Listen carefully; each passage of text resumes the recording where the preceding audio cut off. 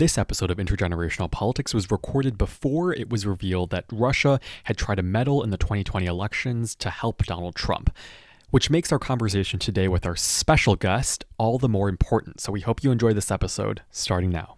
Welcome to Intergenerational Politics, a podcast that makes politics engaging and relevant for all generations. This is Victor Shi, a freshman at UCLA and the youngest elected delegate for Joe Biden. And I'm Jill Wine-Banks, the author of The Watergate Girl, which I hope you'll all enjoy, and also an MSNBC legal analyst and former general counsel of the Army. And possibly relevant to today, I was in international business development for Motorola and spent a significant amount of time in Russia.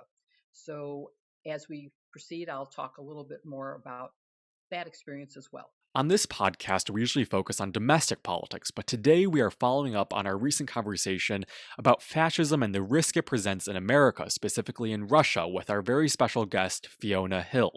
We'll be discussing Russia, Vladimir Putin, the recent demonstrations in support of Putin's chief opposition leader, Alexei Navalny, U.S. Russia relations since 2016, and the road ahead for the Biden administration. Now, very few people understand Putin, Russia, U.S. Russia relations better than our guest today, Fiona Hill, who became a national figure when she testified during the first impeachment of Donald Trump. She is now a senior fellow at the Brookings Institute and is hard at work on a new book due out in September called There Is Nothing for You Here, Opportunity in an Age of Decline, which is a book I'm very much looking forward to reading and a book I hope all generations will look forward to reading once it's out in September. She served as deputy assistant to President Trump and senior director for European and Russia affairs on the National Security Council from 2017 to 2019. Earlier in her career, from 2006 to 2009, under Presidents Bush and Obama, she was an intelligence analyst for the National Intelligence Council. Fiona currently is the co-author of Mr. Putin, Operative in the Kremlin, which captures her experience she possesses for talking to us today. Fiona, I look forward to our conversations on all things Russia, particularly Putin, Navalny, and U.S. Russia relations going forward, as well as your experience testifying during former President Trump's first impeachment, as well as your upcoming book. So thank you so much for being here, Fiona. We are really looking forward to this discussion. Thank you so much, Jill, and thank you, Victor, as well. This is great to be here today. Thanks. And before Victor starts with our first questions, I just want to expand a little bit about my work in Russia for Motorola. It was in the 90s, and I was creating and then chairing St. Petersburg Telecom, and the deputy mayor, Mikhail Minevich, was on our board and was assassinated. His wife was injured in the assassination, but she survived. American businesses were threatened, and Putin, who had recently retired from the KGB, was a rising star under St. Petersburg's mayor, Sobchak, where he helped St. Petersburg Telecom during our startup period. So I just wanted to have that on the record before we, go further. But Victor, why don't you start the questions? Just for our audience, just to start with maybe the broader context of the situation in Russia, I'd like to kind of hear your opinion on whether or not you think Russia is an authoritarian country under Putin, and whether Russia poses a threat to the United States current day.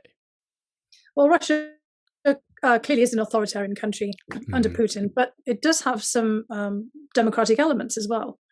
And what I mean by that is that Putin is subject to election and re-election. So he has to put himself forward as a candidate for the presidency after the end of each successive term. And it's very much then the case that he and others around him scrutinize the results to see indeed how legitimate he is in terms of popular acclaim.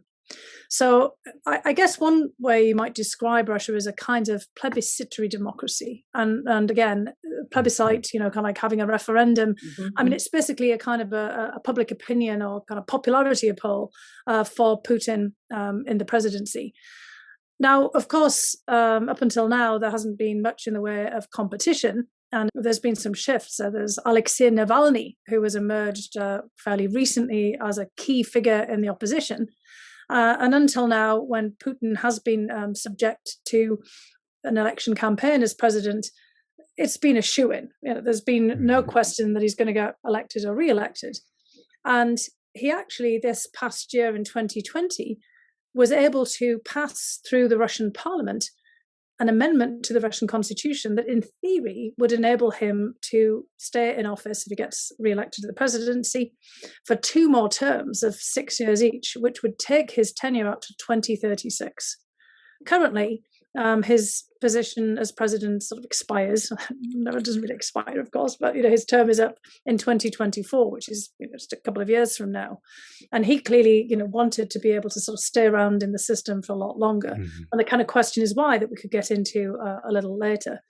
But the threat that he poses to the United States, which is one of the main questions that you've put there, is I think really very much dependent on Putin's own perceptions of how secure he is domestically and how secure the Russian system is. And I think that, once we start talking about this, it'll become clear that Russia has a rather acute threat perception and the United States plays into this. So where they feel that they're under some pressure domestically, and Putin does feel that because of a growing opposition movement now headed by Alexei Navalny, who, of course, is now in jail, but also because of COVID-19 and the effects of the pandemic, the kind of political ripple effects that's had there, just like it has here and in Europe and elsewhere, the downturn in the Russian economy, sanctions from the United States and Europe.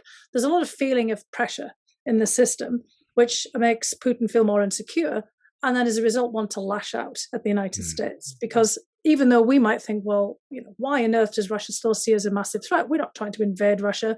We don't have any intent on, trying to engage in a nuclear confrontation. It's not the Cold War anymore. We don't have designs on carving up Europe in any particular way. Russia looks at the United States' capabilities and still sees us as the country most likely to be able to do harm to Russia, be that in the nuclear front, but also politically in terms of trying to stir things up internally in Russia or external pressure on Russia, but also in these new domains of cyber and in space as well. And we've seen that Russia has, of course, engaged in some massive hacking activity against the United States. We've just all heard about this solar winds use of the supply chain into a major U.S. cyber company that gives its services to the U.S. government as well as a whole slew of private companies, and that Russia has managed to infiltrate all of these systems here. And what Russia is trying to do here is put the United States on notice that it's not just a nuclear superpower, but it's also a cyber superpower. And that makes Russia a different kind of threat from what we had before, but also increases the risk for us, for the United States, because it's not just hacking our elections like in 2016, but it's could they bring down our national grids, for example. I mean, we saw in Texas that was brought down by weather, but could inaction by the Russia do something similar, kind of massive blackouts, or attacks on nuclear power stations or hydroelectric power dams, this kind of thing. We have a lot of concerns now about what could Russia do if they actually wanted to, that could do great big damage to our infrastructure and, more broadly to our politics. Yeah, so I think you laid out really well just the threat that Russia poses, and obviously Putin is, the person who leads Russia.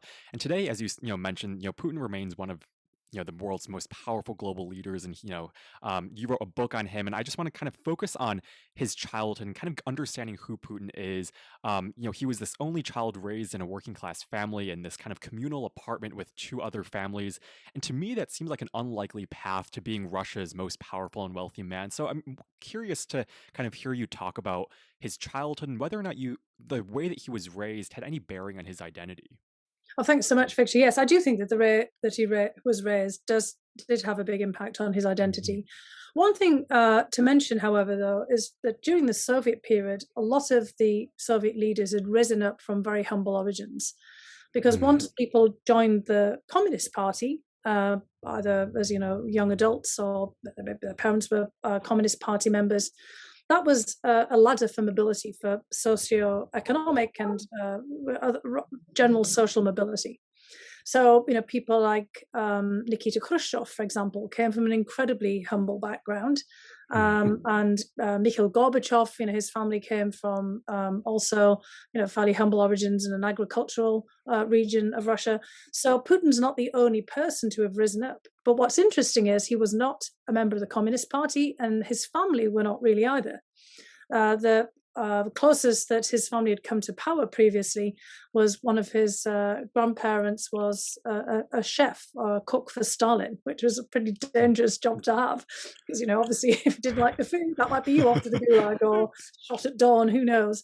But as you said rightly, Putin grew up in a communal flat. So in other words, a building that had been divided up into these really tiny family units, maybe one room or two rooms, where everyone shared the kitchen, the bathroom, and any other, kind of major space. And it was very tense, very tight living quarters. And he was the only child of older parents. But his decision to seek social and political mobility was through the KGB. And he himself talks about how quite early on he became captivated, mostly through popular culture, some popularization of a kind of James Bond Russian KGB officer, sort of similar, kind of daring do, dashing, guy in the later part of World War II had infiltrated into the German Nazi Party and was, still, kind of operating. This is kind of this television program that he saw. And this particular, Soviet agent was, behind enemy lines in Nazi Germany.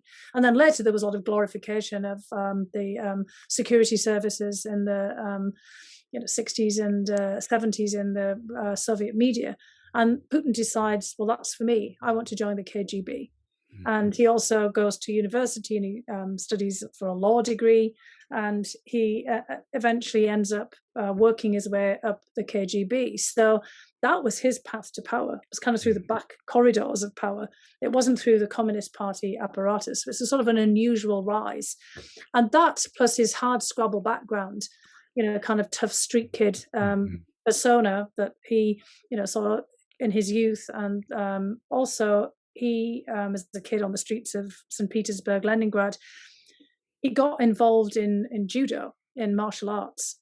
And that kind of became a channel for him to put his sort of fighting interests and skills and the hard scrabble background into a more disciplined, formalistic fashion in, basically becoming a member of a pretty gifted and talented team of judo players who traveled around Russia at that time, taking part in tournaments. So there's all kinds of things that went into shaping the Vladimir Putin that we see today. And he spent a lot of time himself crafting that kind of autobiographical vision of himself that delves into this, the hard scrabble childhood, the sports training in martial arts, giving him discipline, but also showing that he can fight, and the fact that he kind of came up the very back corridors of the KGB, and he adapted the skills that he learned in the KGB to emphasize his role as a politician. That is fascinating. And have you met him before? Like is he kind of like the same way in person as we might expect, like this fighting spirit person who's very tough, doesn't really let for compromises? Does he fit that stereotype? Yeah, he does. And he's also somebody who does his homework. I've met him on several occasions. I've had a couple of occasions where I've sat right next to him, but I've been in meetings with him in my official capacities as well. And he's really somebody who is pretty quick thinking on his feet. Yes, he's very much pugnacious. And, obviously he's been in power for such a long time now that he's fairly polished and, doesn't have to do quite as much homework as he did before. But he's also somebody who's got a very specific worldview, a context in which he operates. And we have to bear that in mind too, that, he's not thinking in the same frames as we are. And he's definitely of a different generation, touching on the whole thrust of this podcast. He was born in 1952, and he grew up in the Soviet Union of the sort of 1960s and 70s, which is a very specific place. And then, as Jill says, he really kind of branches out after he's left the KGB when he becomes the deputy mayor of St. Petersburg in this period of the Wild East, where Jill was trying to do her work with Motorola, which was a pretty backstabbing, and rather unpredictable period of on the fringes of business as Russia was opening up. And there's a lot of stories around St. Petersburg and Vladimir Putin's role as the deputy mayor of St. Petersburg in that period. So when I do want to follow up on that, because after his time in the KGB, when he went to work for Mayor Sobchak, and stayed until basically Mayor Sobchak had lost, and then he moved to Moscow. He worked for Boris Yeltsin, who was then president, but he quickly rose to head the FSB, which is the successor to the KGB, and he had just a really meteoric rise, and then became the deputy prime minister, and then the prime minister, and then Yeltsin left office, and he became president, and it was, to me, a really fast increase. When I met him, he was handling actually integration of foreign business into Russia, and he was very helpful to St. Petersburg Telecom in a very professional and fine way. I certainly would not have predicted that he would go from that to being the lifetime president. I mean, he had to change. You mentioned that he now can stay till 2036, but that's because he changed the Constitution.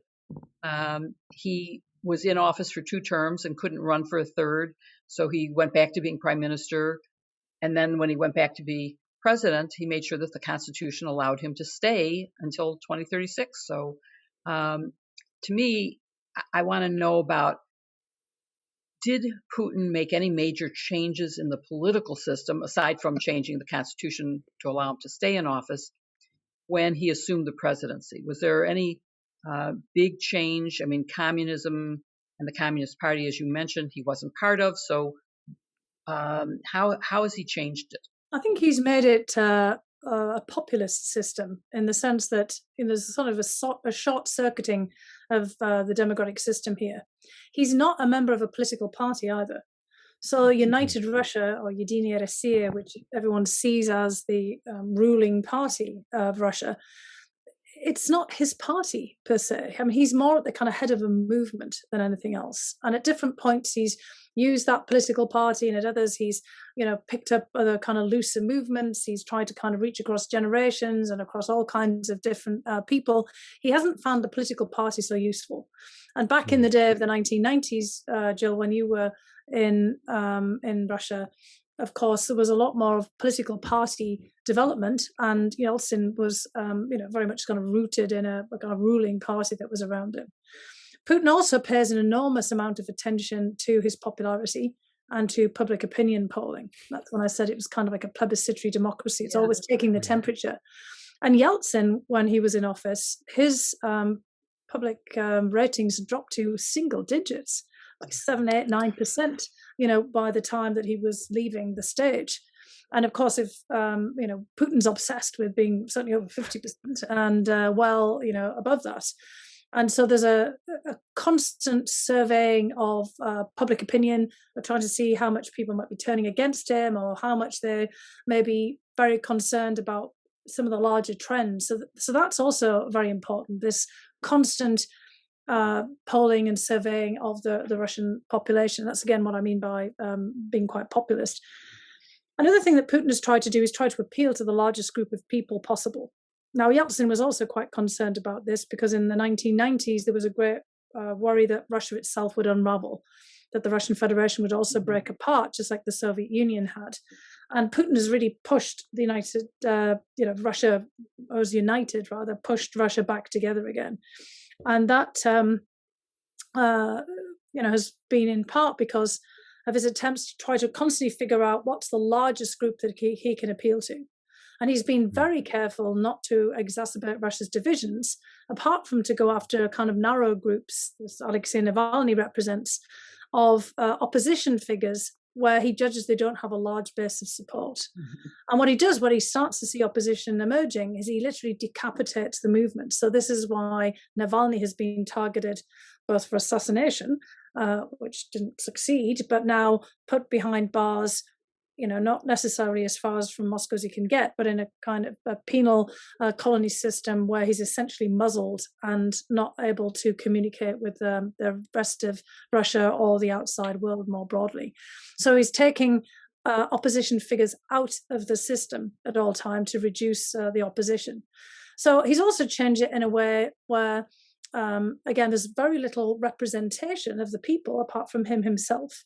And this constitutional change that you also mentioned, Jill, is very important here, because now the constitution is really the mechanism that supports Putin's position, along with the polling, the legitimacy that comes from being the most popular politician and having, well above 50% of the approval rating. So what you've said, so the constitution have a number of questions. Yeah, because I was just going to say quickly though, Jill, because what he's almost turned himself into is an elected monarch. Yes. A kind of constitutional monarch. It doesn't mean there's any checks and balances on this, but it's just kind of him standing above everything else. And that's a real change from Yeltsin back in the 1990s. So, and that is one of my questions, is he has become what I would view as a more authoritarian the longer he's there. And yet he does seem to have popular support in terms of elections. He wins overwhelmingly. And so, of course, I have two questions. One, what is what in America we would call his platform? What is the movement? You say he's not a party, he's a movement. But what is that movement? And why does he retain popularity? Is it because he's fixing the election and he's not really winning by that amount? Or because he has threatened people in a way that they vote for him no matter what they think? Or is he just really popular because people like strongmen? My image of him is not the fighting one so much as the bare-chested horseman. And so can you help us understand what he stands for in terms of government? Well, there's a little bit of all of that in there because, as we know, people are not monolithic, and people have different views that they bring to the table every time when they're looking at a leader. So I think all of those elements resonate with some people there, Jill. But I think on the other front, he's become a symbol of the state, and he's been there so long now, since 2000, and some of his own aides and advisors have said there's no Russia without Vladimir Putin. That he's become tantamount to being the head of state, and is again like the Russian flag and the national emblem. There might be a national album as well. It's probably a collection of photographs of Vladimir Putin, or if it's a musical album, him playing the piano and singing or something. But he's become the be all and the end all of things in Russian. So I think that also is part of the difficulty of passing his popularity, because in public opinion polls, where people have said, what do you think of Putin? How do you feel about Putin? It's like saying, well, what do you think about Russia? How do you feel about Russia? Because there isn't anybody else right there in the firmament for people to focus on.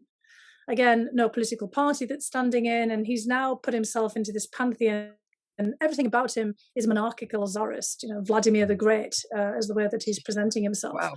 And so that this, in longevity, he's been there for a long time. There were some focus groups that were put in place after the amendments to the Constitution to allow him to stay, for the next 2 terms, another 2 sets of 6-year terms.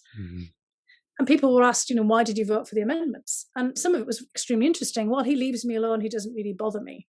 So I don't feel under any threat from the state. I'm allowed to get on with, what I want to do. I just don't have to pay attention to the politics. Some other people like the idea of make Russia great again. The whole idea of Russia being a great power and him being a statesman that people are respecting, outside, and that he's brought stability and predictability to the internal politics. Others felt that their economic situation has improved under Putin, and it is true that Russians are better off now than they've ever been. And, that was not the case certainly in the 1990s when everyone lost their jobs, but people do feel that they're getting some economic benefits from this. Other people think that he's created a system that can be taken off into the future. But of course, then there are others who feel frustrated because they don't see, with him staying in power so long, their own prospects for mobility. And what Putin and others have done is encourage people who are normally dissidents, people who don't agree with the way that he's running things, to leave.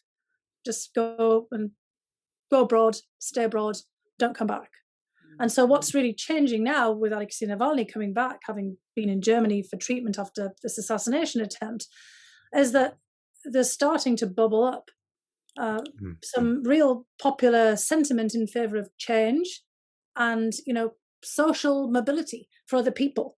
because Putin, he's not that young, and he's also not that old, but, the idea that he might be there until 2036 when he'll be in his 80s, that seems to, for many people, redolent of stagnation and very reminiscent of the Soviet period, where you had a whole series of geriatric secretaries of the General Secretary of the Communist Party, Soviet leaders who literally just sort of dropped off in office and had to be kind of carried out and put next to Lenin's mausoleum. And so the sort of symbolism of having an aging president for a lot of people is starting to rankle a bit. And although that they would say that, kind of we've never had it quite so good under Putin, those people who do want to stick their head up, want to have change, would like to see more reform, are feeling that that's being stifled. So there could be a bit of a shift coming up in the next year or so. So two things you've said I want to follow up on. One is about Navalny, and he was poisoned and took ill on a flight that landed, and he was rushed to a hospital in Germany where he was saved. Why did he return? He had to know that he would be at risk, and now he's basically incommunicado, as I understand it, in the penal colony that he has been sentenced to. He's under potential extension of his sentence by Putin, and he probably cannot communicate with the outside world. He will not receive mail, according to former prisoners in this penal colony, and his communications out won't be delivered.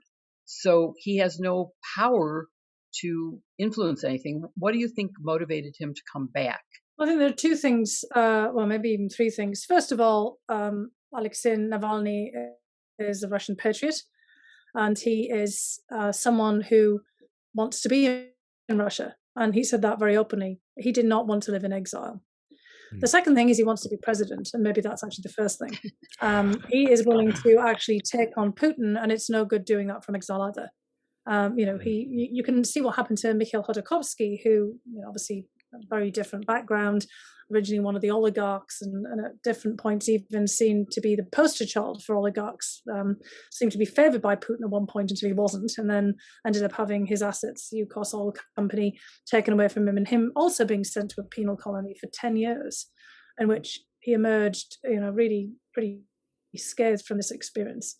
Yeah. And Khodorkovsky got a lot of respect for actually being willing to subject himself or be subjected to this time in a penal colony, but he left after that, and he now lives abroad. Alexei Navalny, could see that you cannot be a leader of the opposition. You can't have aspirations to be Russian president if you're not willing to risk it all. So that's, clearly part of it.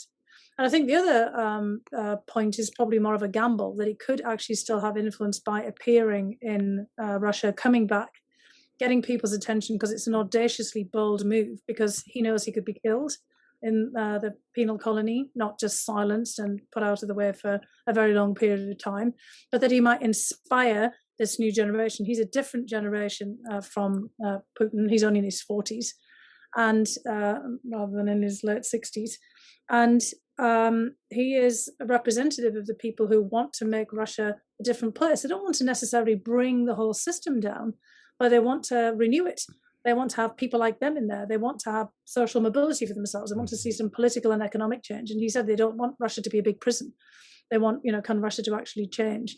And he's really emblematic of many other opposition figures in the past, going all the way back to the Tsarist era, people who wanted to affect change and have Russia change itself. They didn't want to live abroad and have the freedoms of somewhere else. They wanted that in Russia. And that's kind of basically... what Navalny is saying, okay, I could have lived in Germany or anywhere else, but that's not what I want. I want to be president of Russia. I am a Russian, and I want to see change.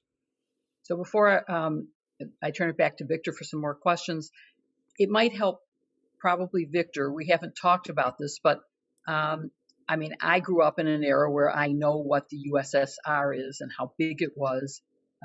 And actually, I worked for something called the Assembly of Captive European Nations while I was in law school, which was the former leaders of countries that had been taken over and became part of the USSR, who wanted to be and are now again free, Lithuania and Latvia and Romania, etc. So it might help to talk about when we talk about the former glory of what was then this huge landmass that has been reduced, and then you see things like Crimea happen,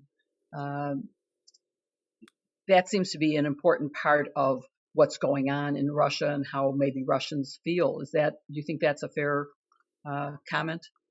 Yeah, I do think that's fair. It would be also, if the United States had fallen apart, and we'd lost a few critical states, for example, which was of course a real threat during the Civil War, and be a threat today given all of our socioeconomic and political divisions that are emerging. But that idea of Putin, he said himself on a couple of occasions that the greatest catastrophe of the 20th century was the collapse of the Russian state. And in fact, the state collapsed twice. The first was with the Russian Revolution in 1917. And then the second was the collapse of the Soviet Union, the successor to the Russian Empire in, basically 1991. So, Putin obviously didn't live through both of those, but family members would have done. But his perception then is of this kind of great state, this great empire, this kind of great superpower that then lost its place. And he wants to see Russia regain that and see Russia again as a global player. So that's a very important part of his mind, because he grew up at the kind of peak of Soviet power. And he's probably the kind of golden part of his youth would have been the 1970s, when the Soviet Union, it might have looked like it was sort of stagnating from our perspective, but from inside that was actually seen as a fairly positive period for Russians or Soviets themselves. But Victor, I mean, from someone from your generation of looking at this, like Jill said, I mean, that is a really distant memory. The idea of the Soviet Union, probably seems as distant as the Russian Empire. Does that resonate for you? It definitely does seem distant. And these are the things that I think that we learn in like the history books, but now kind of seeing this play out in real life with Navalny and kind of the Navalny challenge while Putin is kind of still trying to make change is it's fascinating for my generation to see this happening in real time and those pro demonstrations for Navalny. So it was definitely a moment for our generation to see that. And kind of just following up on that kind of line of Navalny and what you said about the role of younger generations and how Navalny kind of attracts the younger generation. What was striking to me when I saw like that initial video that went viral, I think it got like 70 or more million views on YouTube. I'm wondering what factor social media and other kind of visually based mediums play in changing the minds of Russians, and specifically what role kind of younger Russians and their use of social media and other kind of platforms play in that. Well, that's a brilliant question, because you're absolutely right. Navalny being from a younger generation, but not the youngest generation, he is basically a master of the digital age. He's really adapted technology to his own use. And he also doesn't really have a political party, but he has a movement, and he has staked out his opposition movement through digital media, social media platforms. The video that you're referring to, just for people who are listening, so when Navalny returned to Russia after his period of recuperation in Germany, he released, just after his return, this video, which is almost 2 hours long, that basically, actually it's more than 2 hours long, actually. I've watched it halfway through now, and I still haven't got all the way to the end of it. I keep having to do it in segments, which is a kind of expose of some material that people knew before, but he's put it together in a really very effective way of just the levels of corruption on the part of Putin and people around him. So it's an expose of this massive palace that has been built on the Black Sea coast for Putin, in a place that's quite familiar to lots of Russians. And in fact, now I think more than 120 million people have seen this. Wow. Now, it could be people like me who keep going back, kind of clicking on it again to watch the rest of it, because it is quite a commitment to sit and watch it.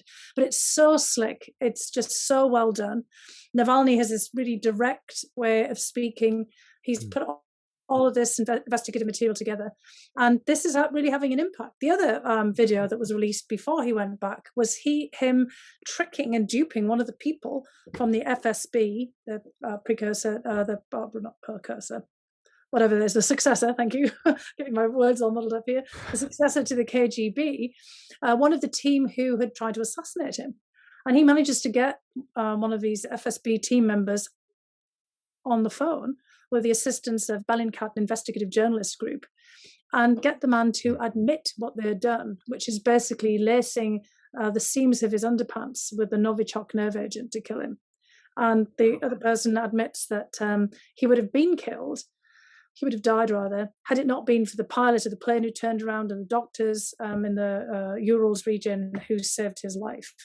And this is just an astounding video. I really recommend people going back and listening to this. And it humiliates the FSB, and of course it humiliates Putin, because now Navalny calls him, Vladimir the underpants poisoner, so he's kind of given him this, slightly ridiculous label. But it's forced Putin to really pay attention to him. And the fact that Navalny now has this harsh sentence really shows how much he's got under the skin of Putin and his generation of people who are not so adept in the digital world. And Russia doesn't have the same repressive system that it had before.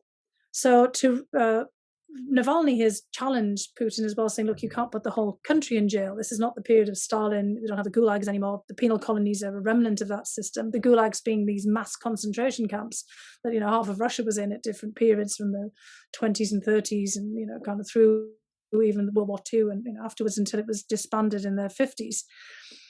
But Putin then has to punish Navalny really severely to send a lesson to everyone else. And that's what Navalny is saying. He had a moment at the end of his trial where he was given some opportunity to say something finally. And he basically says, I'm being put in jail now to stop 1 million other people from protesting.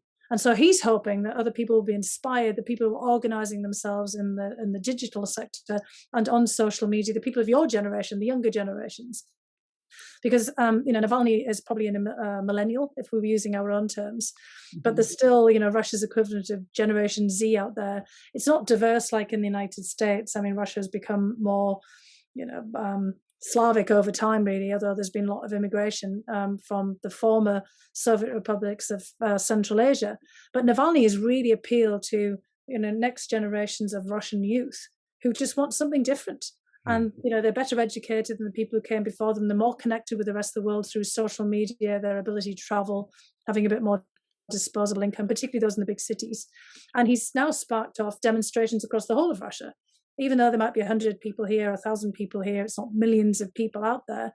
It is a challenge because if the Russian government clamps down too hard and starts to, basically imprison on a mass scale lots of younger people, there could be more of a backlash. It's a fine calibration for them. They can't do what China's been doing, which is sort of rounding everybody up on a mass scale and sticking them all in penal colonies. So there might be a big backlash if they're not too careful.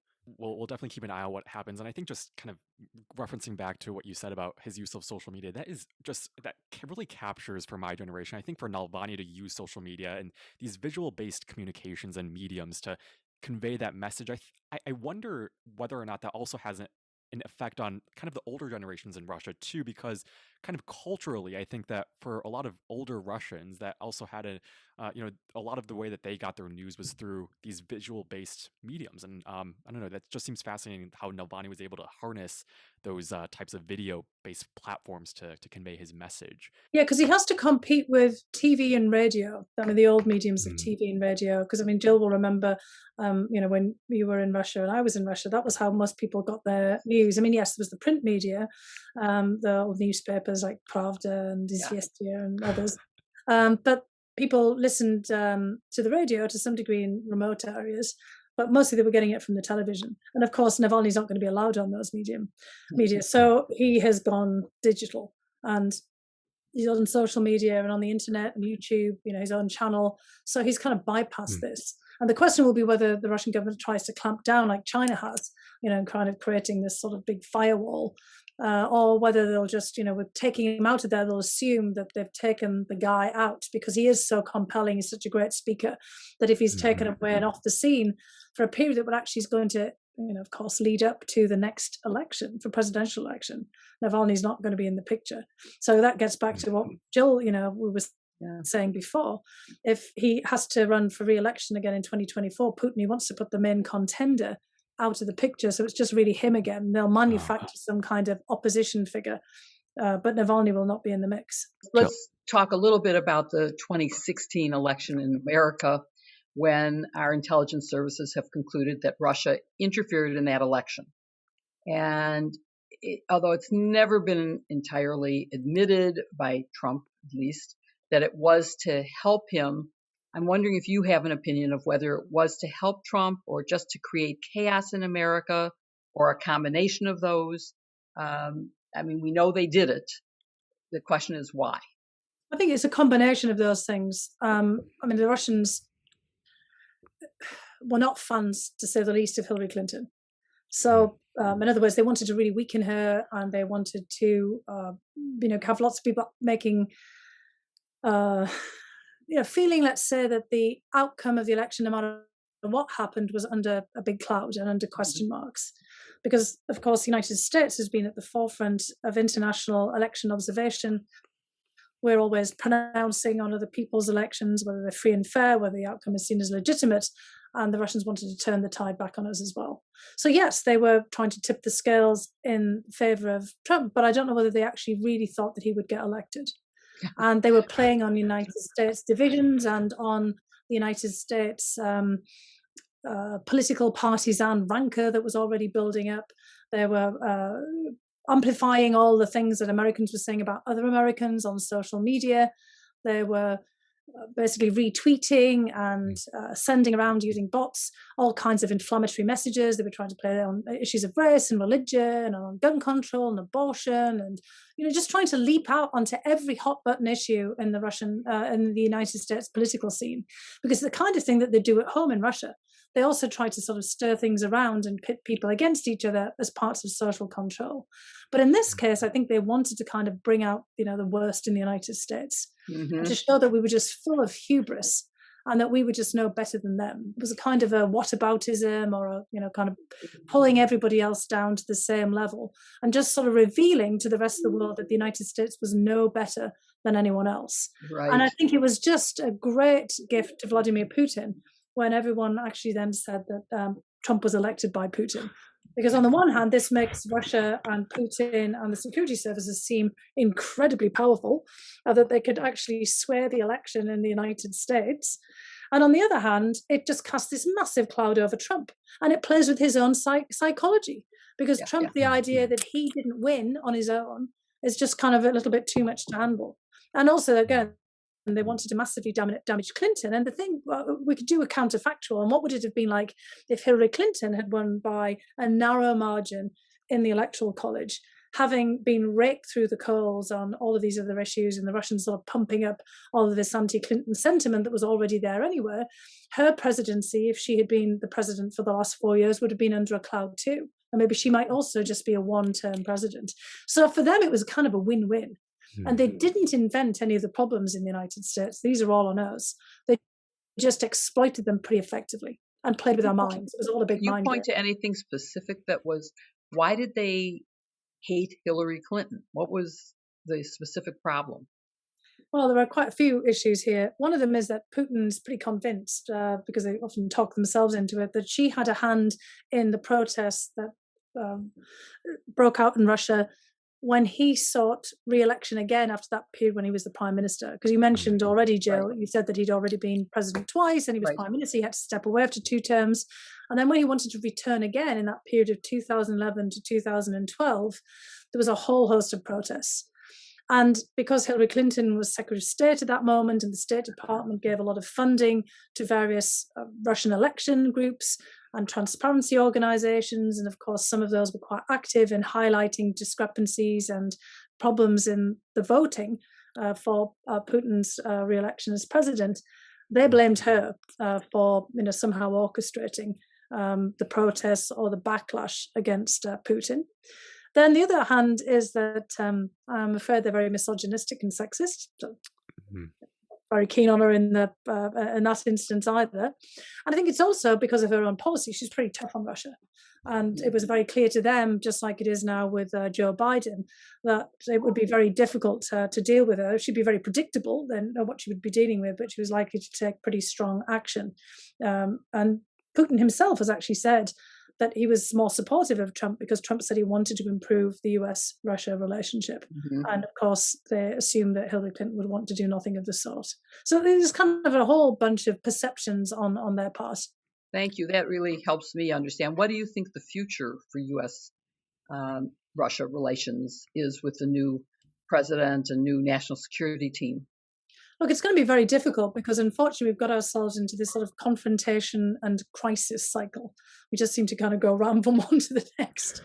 And it's been very hard for us to find a way forward as to what kind of relationship we even want to have.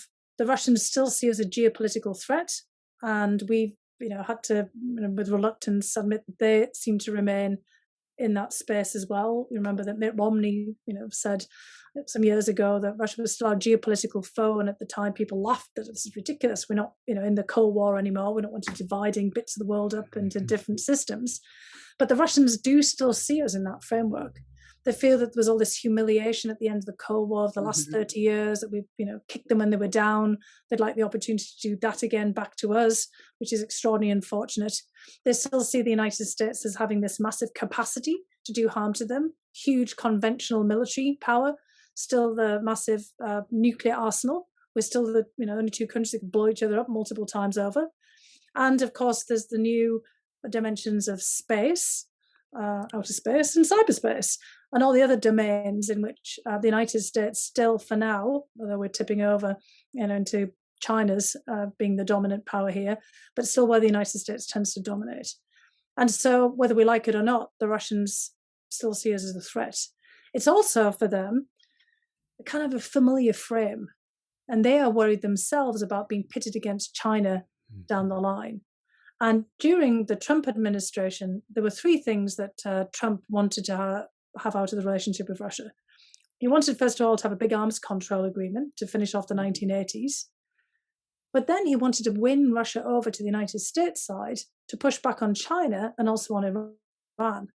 And those are things that Russia doesn't want at all, those attitudes. It does want to have a big arms control agreement, just between the United States and Russia, not kind of a larger global arms control agreement, because the world is a much more complex and rather dangerous place now in terms of the proliferation of nuclear weapons. But Russia does not want to be pitted against China, doesn't want to be any kind of anti-China coalition, because that's their weakest, most vulnerable border is with China. Yeah.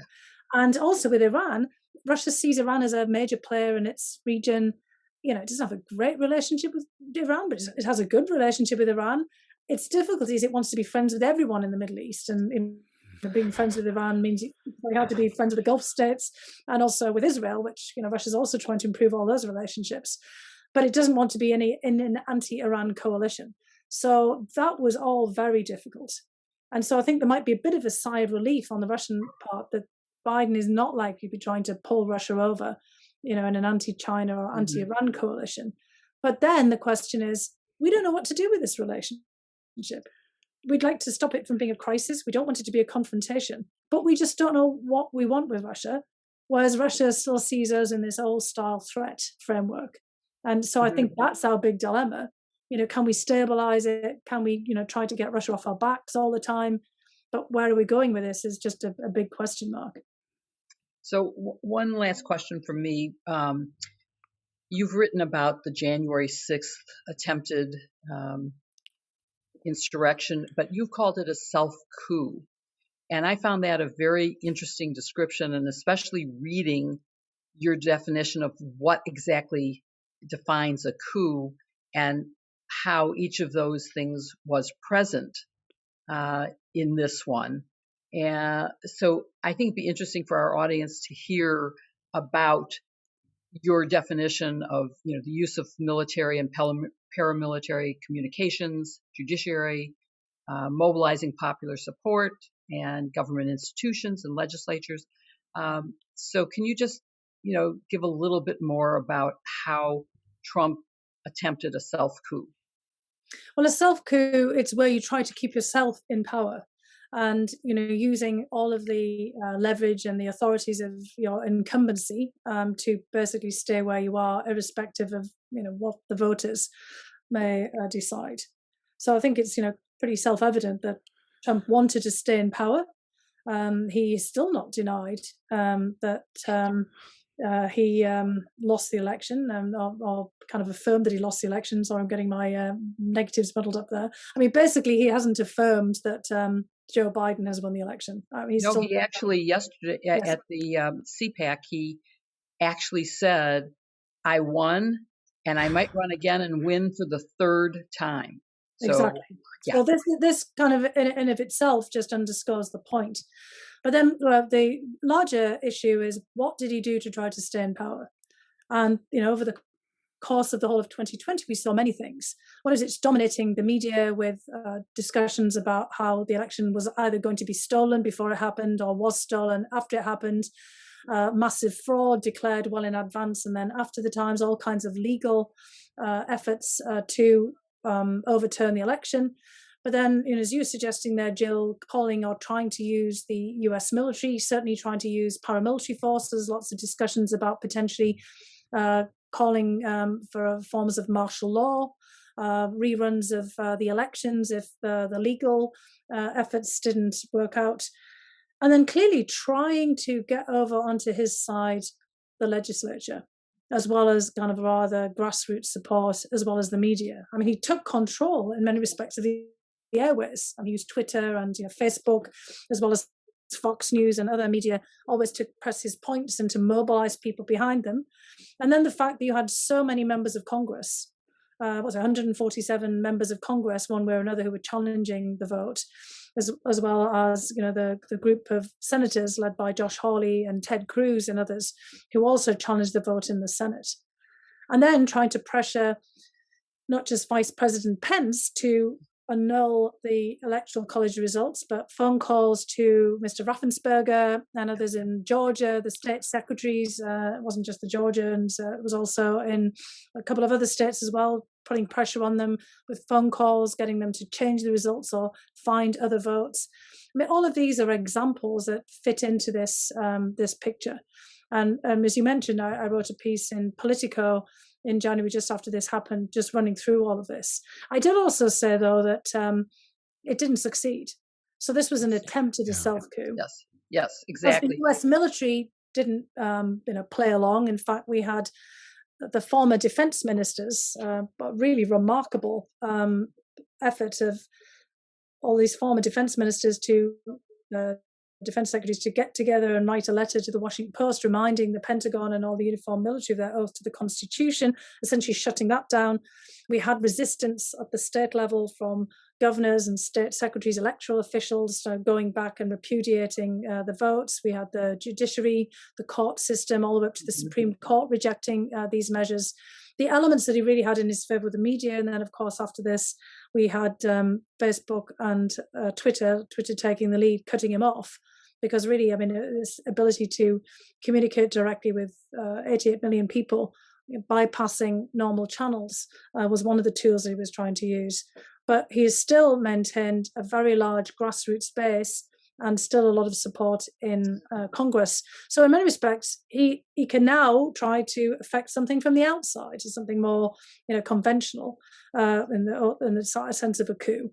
But the question is really about military force. And this is why we're also worried about militias and others who might act just in his name, even if he isn't actually directly trying to use them. So we're in a very dangerous situation after January 6th, where we have a lot of people who've been roused up by these efforts for Trump to stay in power for their own purposes. So there's an awful lot of people trying to ride along on his coattails to press forward their own agendas as well. So it's not just about Trump, but it's just about a Pandora's box that has been opened up by this essential acceptance of people not just using violent rhetoric, but turning to violence themselves in the pursuit of political goals.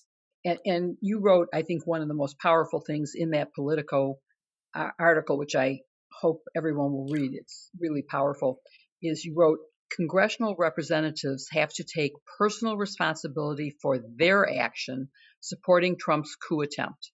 They must tell the truth to their constituents about the election and what the president tried to do in January 2021.